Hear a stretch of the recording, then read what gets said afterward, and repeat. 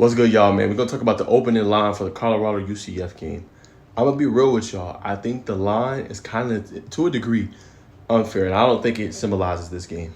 Now, I told y'all last night how I thought this win could really help out Colorado long-term as far as playing a Big 12 opponent, playing top-end football, and being able to find a way to win, right? I think that helps them long-term in what they're trying to do and the goals they're trying to accomplish.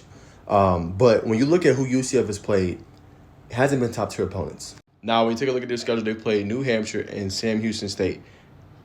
Really teams that you should win games against, right? Now, nonetheless, they are 3-0, but struggled a little bit on the road against TCU, 135-34.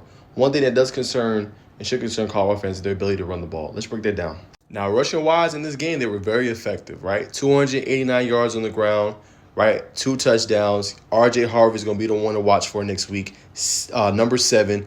180 yards rushing and 2 touchdowns. And KJ also was second leading rusher with 9 carries for 46 yards in this game. So that is going to be a part they have to work to kind of look out for. We seen last night when they played Baylor, right? Their quarterback was running the ball really good, right? And they rushed for over, I think, 165 yards on the ground. So that is one part of the game where Colorado struggles. So they're going to have to buckle their training strap and make sure that they're ready for that. And they're going to play off play action when you look at UCF. And as you can see with KJ Jefferson, a really good game, a veteran, right? Nothing is going to surprise him at this point anymore, right? He was 13 for 22 for 230 yards and 3 touchdowns. So this is a guy that knows the system, right? Feels pretty comfortable. So they're going to have to make sure they get the same defensive stops. But like I said, I felt good knowing that Colorado defensively made and did what they were supposed to do. Only 148 yards through the air last night for Baylor, right? So again, if you're going to attack this team, it's going to have to be through the rushing attack. You feel pretty good about what they can do as far as coverages. And like I said, McCreary last night stepped up big. So I do think that Colorado can come in here and pull off an upset. So yeah, man, don't be shocked if Colorado's able to pull off that. Like I said, wins like last night goes a lot in helping your team out and helping you feel good going forward in the season.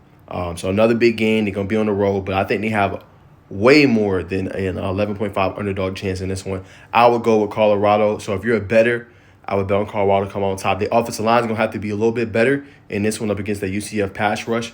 But it's going to be important for Shedeur to get rid of the ball. He hangs onto the ball way too long and kind of pats it. They're going to have a better scheme, as I said last night in the video, being able to get their playmakers involved, screens, hitches, short routes, deep crossers, shallow crossers, just being able to get the ball out of his hands, not always the deep ball, but moving it methodically as well. And Michael Welch is going to be one to watch in this game. He had a pretty good game last night for Colorado with 2 touchdowns. If they can get him involved, they can have somewhat of a rushing attack. That balance is going to go a long way in helping out the offensive line and creating more time for Shedeur to pick apart, I should say, the defense for UCF. So I will do my predictions a little bit later in the week.